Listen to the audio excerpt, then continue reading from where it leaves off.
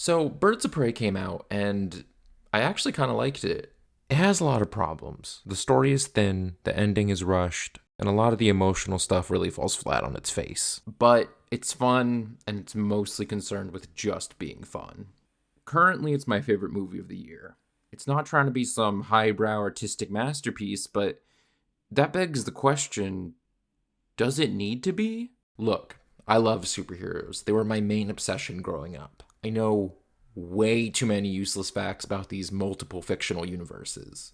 I can name every single Ghost Rider, and I can't tell you who the second president of the United States was. I also loved movies, so I saw every superhero movie that came out and usually loved it, except this one. We'll get to this one.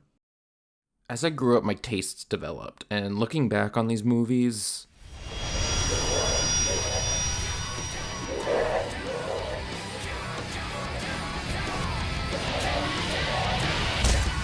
a lot of them were poopy. Bullseye. No one in Hollywood could really get a handle on how to portray these weirdos.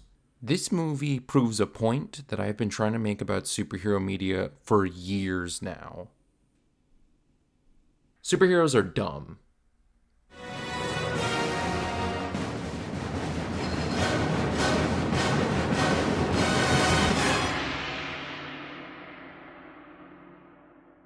I don't think it's very controversial for me to say Birds of Prey is a silly movie. However, when I call this movie dumb, people get very offended. Some of my favorite movies are really dumb.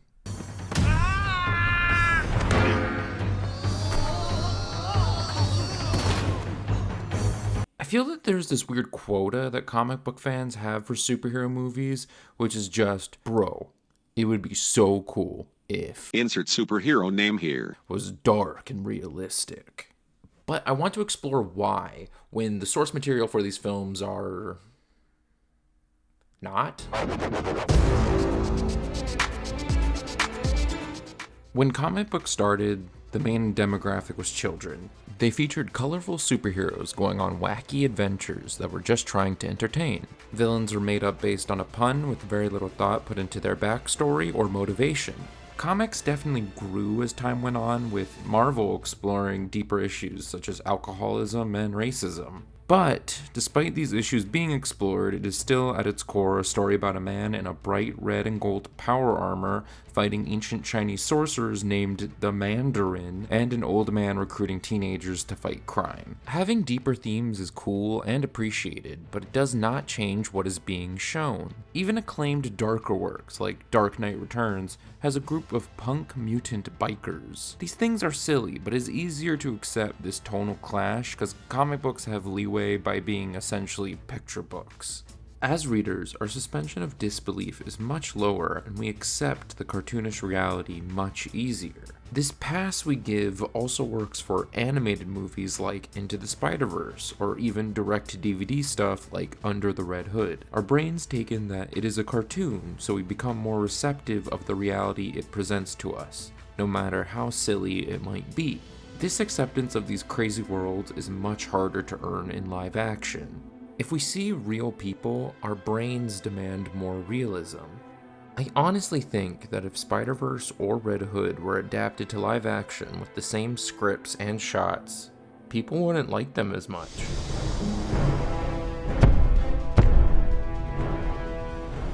It's called Amazo, What the hell is an Amazo? a highly advanced cybernetic android equipped with the ability to absorb the power of superhumans. What kind of superhumans? Their animated presentation makes their shifting tones easier to swallow. We are more willing to accept it because we know what we are looking at is not trying to be real. In Avengers Age of Ultron, the main villain's evil plan is to lift the fictional country of Sokovia and then crash it back into the ground to make humans extinct. If I read that in a comic or saw it in an animated movie, I'd be like, yeah, that makes sense. When it is in live action, with a tone that attempts to be serious for most of it, it's kind of fucking dumb. Like the bad kind of dumb. It is hard to balance these worlds, but why even attempt? It is silly, just be silly. Now, there's an extremely relevant example that I want to explore. Something that tried to take a silly character and find something deeper and human about him in cinema. Of course, I am talking about Ang Lee's Hulk movie from 2003. By 2003, there were a slew of successful superhero movies from the last 3 decades. Spider-Man and X-Men were huge hits, and Hollywood wanted to explore the genre. Hot off his success of Crouching Tiger, Hidden Dragon, director Ang Lee decided to do the first Hulk movie. Ang Lee wanted to try a more serious take on the character, by having the story deal with Bruce Banner dealing with the anger he has buried due to his abusive father. On paper, that is a pretty interesting topic for an Oscar bait movie.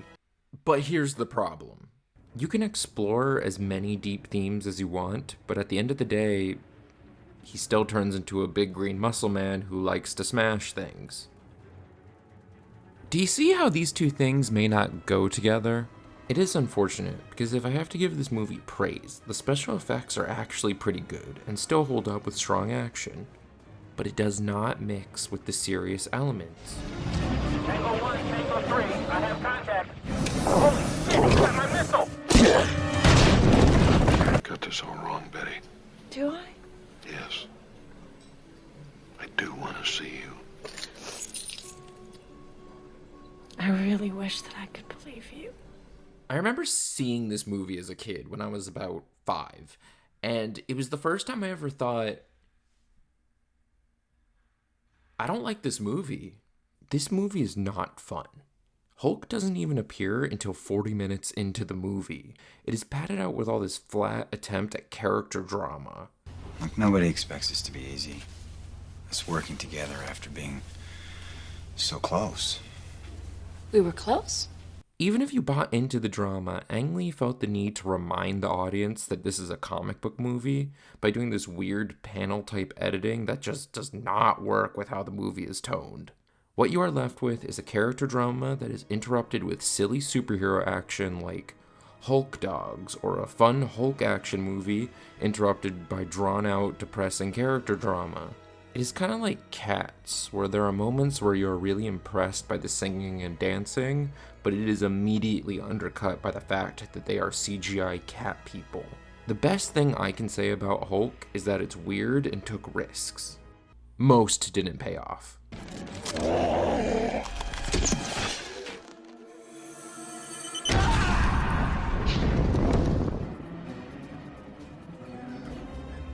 I think Ang Lee wanted to find something deeper to explore this extremely basic character, but couldn't fully accept the fact he was just a silly comic book character. Now I'm going to address the real elephant in the room, the thing I probably should have brought up by now, or at least mentioned in some way. The Dark Knight movies. The Dark Knight rules, and it's very hard to deny that. I'm not going to sit here and praise The Dark Knight. I will, however, explain why it is the exception to superhero movies needing to embrace its silliness. This is the first and only time I feel like this whole dark, serious, realistic approach has worked for a superhero movie. I do believe Batman is a silly character. He is a billionaire who dresses up as a bat and beats up muggers in the middle of the night. We would call this man stupid. Most modern Batman stories are just dedicated to rounding him out and making him darker, but also trying to justify all his cartoony elements.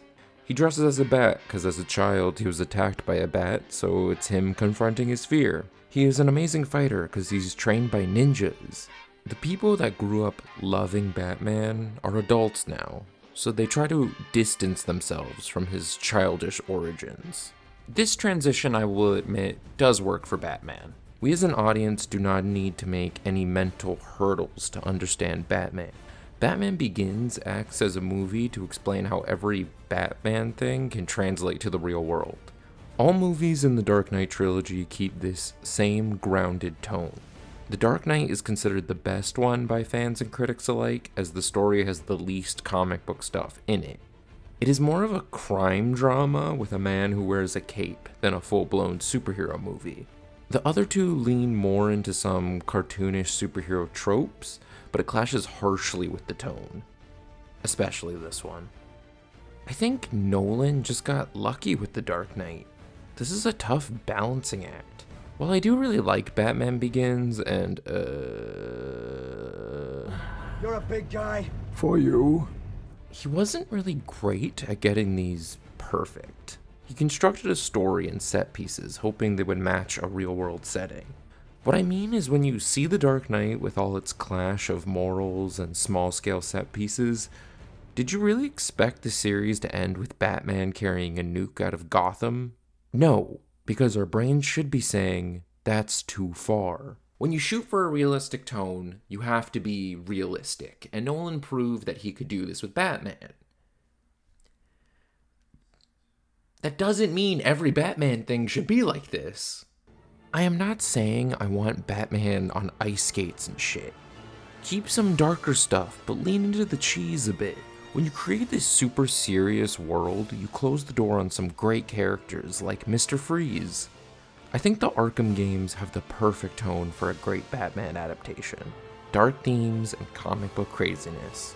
The main problem is that after Dark Knight came out, everyone went, I guess they want darker movies. Then we got shit like Amazing Spider-Man and Batman v Superman, which takes themselves so seriously despite having ridiculous comic book movie plots. Problem is, 90% of superheroes are not Batman. Spider-Man and Superman are too silly and lighthearted to be taken seriously in a realistic world.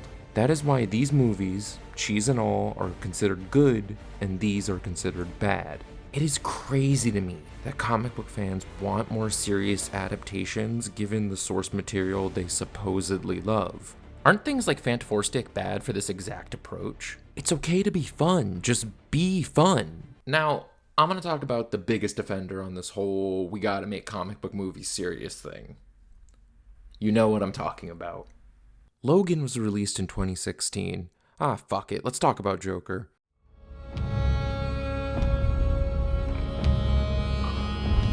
Joker has never made me feel more disconnected from comic book fans. Look, I saw Joker once, I thought it was fine. I gave it like a 6 out of 10. The more I think about it and the more it sits with me, I dislike it more, but I don't care enough to rewatch it, so it's gonna stay a 6 out of 10 for the foreseeable future. DC and Warner Brothers wanted to try something new, and they did. It made a ton of money and got a fair amount of praise. Majority of comic book fans loved it, and it will be heralded as one of the great comic book movies. But is it though? Is it a comic book movie? Question. If you took away all the Wayne stuff and just called the movie like Clown, what would be lost? For me, the Wayne stuff just felt really tacked on, like it was just there to remind you that this was based on a comic book. This movie is so serious and realistic, I can't even imagine Batman living in it. It was shocking to me that people watched this and thought it would somehow tie into Robert Pattinson's up-and-coming Batman movie. Don't get me wrong, from what we've seen so far, it seems pretty realistic, but here's why it won't work.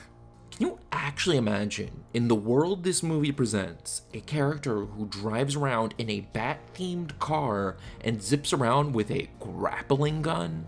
It is too serious for anything like that, so having a character whose sole purpose is for the audience to go, oh, he's gonna be Batman, is kind of detrimental. As stated before, Nolan made it work, but Joker is a cartoon character. To put this movie in a bigger real-world context, wouldn't it be more beneficial to have a cartoonish Joker? So far, there have been 5 live-action Jokers in film, and only 2 have sparked discussions of inspiring mentally unstable people to commit acts of violence. Do you notice the difference between the tones of these movies compared to the tones of these? All of that chit-chat's gonna get you hurt. Oh my God. When you make the Joker over the top and ridiculous, you get more of a fun portrayal, along with people going, he sure is wacky. Prob a bad role model. When you make him some sort of chaotic activist committing very realistic crimes, it can make people go, I feel this way too. Maybe I should take this guy's words seriously. And the thing I dislike most about Joker is that it is so vague. You can apply whatever you want onto it. It is not making any points or statements, but just makes surface level observations. It just has depictions of the harassment of the mentally ill, class issues, and sensationalism, but makes no effort to examine them on any deeper level than lightly pointing them out. This leads to a common thread amongst these serious superhero movies, that when they feature some sort of serious movie theme, they get tons of praise. I think this has to do with our expectations being so low for superhero movies on a thematic level. We are always surprised when they try. They've cut our funding. We're closing down our offices next week. The city's cut funding across the board. Social services is part of that. For every Dark Knight, you also have Winter Soldier trying to comment on privacy and the Patriot Act, but it just ends up divulging into this, we need to blow up these 3 big ships video game boss battle. I think this ties into why fans really get attached to these darker comic book movies. They like when movies like Joker are dark and grounded because they think that equals more mature. Superheroes are associated with children. The core audience of superhero IPs are mainly children who like fun, crazy adventures. Older fans want darker movies so they can still like the thing they like, but say this is for adults. Police, get what you fucking deserve! I think when you are so thoroughly obsessed with a thing, you start to take everything about it seriously.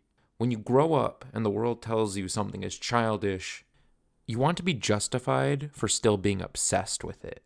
Look, superheroes are meant for children, and on a surface level, are really dumb. And that's completely fine. I still love superheroes, despite this, because of the dumb fun nature of it all.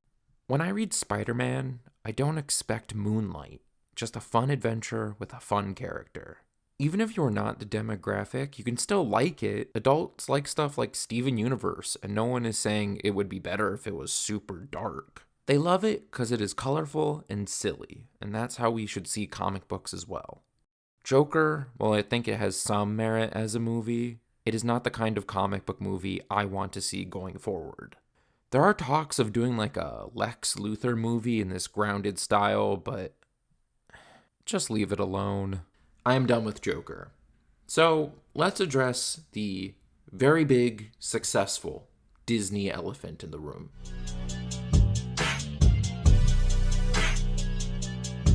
When people think superhero movies, they think of the Marvel Cinematic Universe, to the point that if something has Marvel in front of it, general audience just go, oh, it's in the MCU. The question is, has Marvel nailed this hard-to-achieve tone with its movies now that there are almost 25 of them?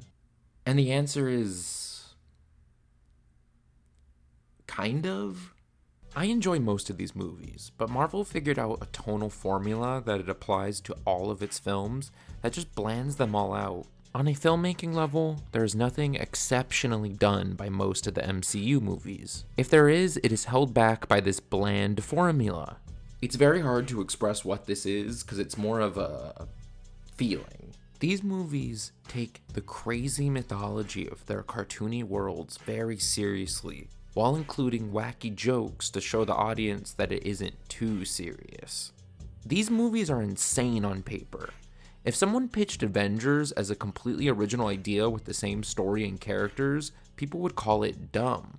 Could you imagine the elevator pitch? A billionaire with power armor, a soldier with enhancements from World War II, and a rage monster team up with an alien god to fight his brother who wants to open a portal to unleash an alien army upon Earth. Marvel movies usually shoot for the middle in terms of story, so audiences are more accepting of the info presented to them.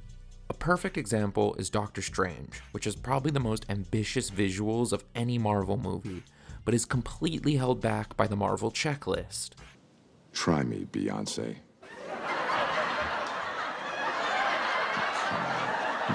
She's a huge star, right? It is insane that a movie like Endgame can come out that involves time travel and like 50 characters, but still be universally pretty beloved. Marvel has earned this level of craziness over the last decade, but have become too comfortable with this middle ground storytelling to really take advantage of it. This is also reflected in the look of these movies.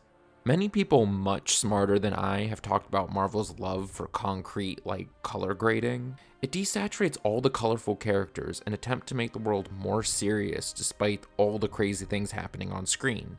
Also, Marvel has yet to commit to portraying an actual superhero besides Spider-Man. What I mean by this is that every MCU hero only seems to get involved in conflicts that involve them personally. The heroes of the MCU can never just be a good person. They have to have some stake in the situation. Tony Stark needs to be Ultron because he created him. Cap needs to stop Bucky because he is his best friend. Thor and Black Panther need to stop Hela/Killmonger respectively because they challenge the right to a throne. Even The Dark Knight, with its super realistic tone, gets this down. Batman has no personal beef with the Joker. He just wants to stop him because he is a violent lunatic. Other than Spider-Man, the MCU heroes aren't running around looking for injustice. These guys aren't canon anymore, so they don't count.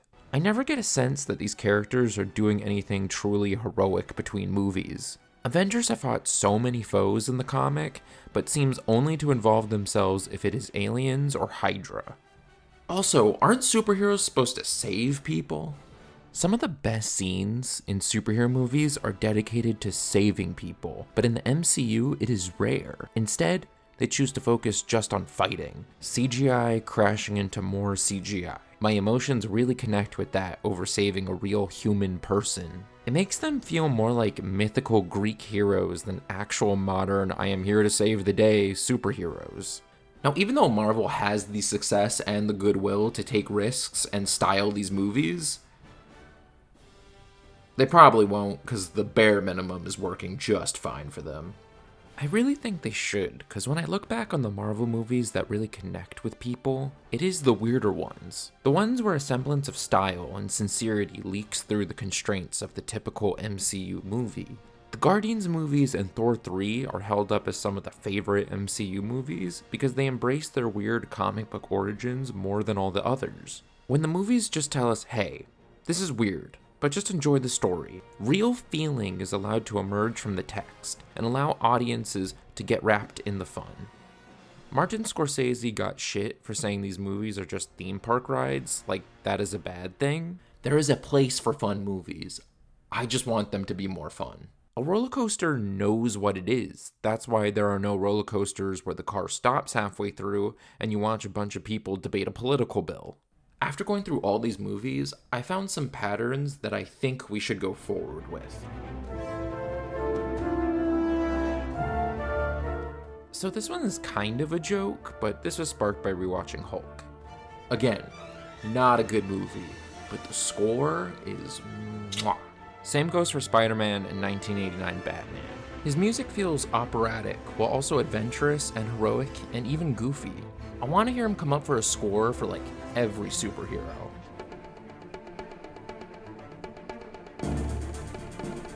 To me, all the best PG-13 superhero movies are done by directors who have a history in horror and or comedy. Horror directors tend to be the most creative.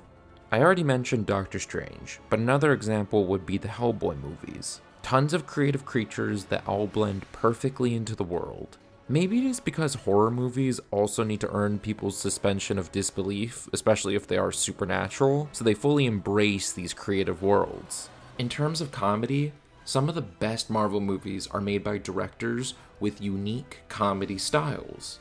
The Guardians movies, the first Avengers, Thor Ragnarok, and Iron Man 3. Yep, Iron Man 3 is really good. Fight me. Honestly, I hate working here. They are so weird. Comedy directors squeeze every bit of fun they can get out of these premises. Joss Whedon balanced the comedy so well in Avengers that every MCU movie has struggled to capture that balance ever since. This is the closest they have ever gotten to a genuine superhero movie. The shining pinnacle, in my opinion, is Spider-Man 2, directed by Sam Raimi, known for horror and comedy. I wish every superhero movie could be Spider-Man 2. A perfect blend of creativity, goofiness, fun, and soap opera drama. It reminds me of why I love comics. This is a take I've had for a long time, but after watching Birds of Prey, I have a new, similar take.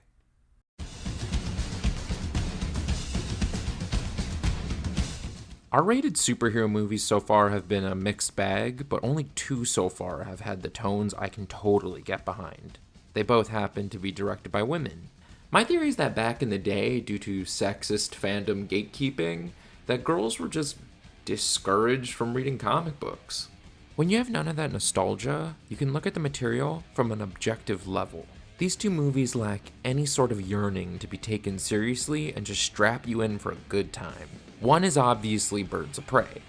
It has tons of style and moves at a great pace.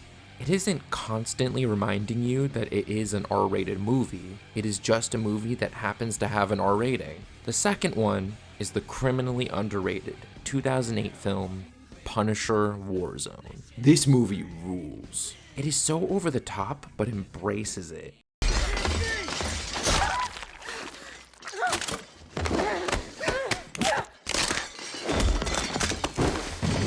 This kind of movie could get away with a realistic tone, cause an army vet killing criminals with just guns is sadly very realistic, even more than Batman. Probably my favorite episode of the podcast, How Did This Get Made, is on this movie, where they interview the director, Lexi Alexander. She explains that she read the comic and thought it was ridiculous, so she leaned into the cartoony aspects to make it a better adaptation.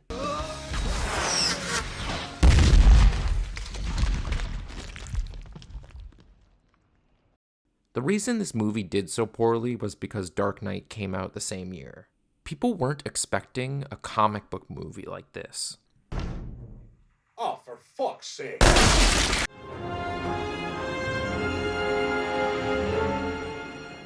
I honestly think we need more movies like this.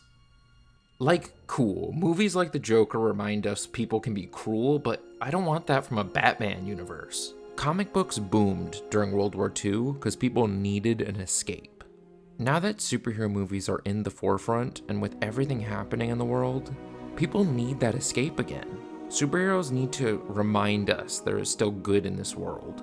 In December of last year, writer Neil Gaiman tweeted in response to an article about how Warner Brothers are struggling to make Superman relevant to modern audiences. Gaiman simply said, "You don't make it relevant, you make it inspiring." We need superhero movies to be corny again. We need to be inspired to be better. Or at the very least, we need them to be dumb fun. I'm excited to see where superhero movies go. I hope they get more creative and more weird. But not too weird. Once this was a huge plantation worked by hundreds of slaves. Some people say their unhappy ghosts still walk here. I can't imagine anyone being unhappy in a beautiful place like this. Fucking what?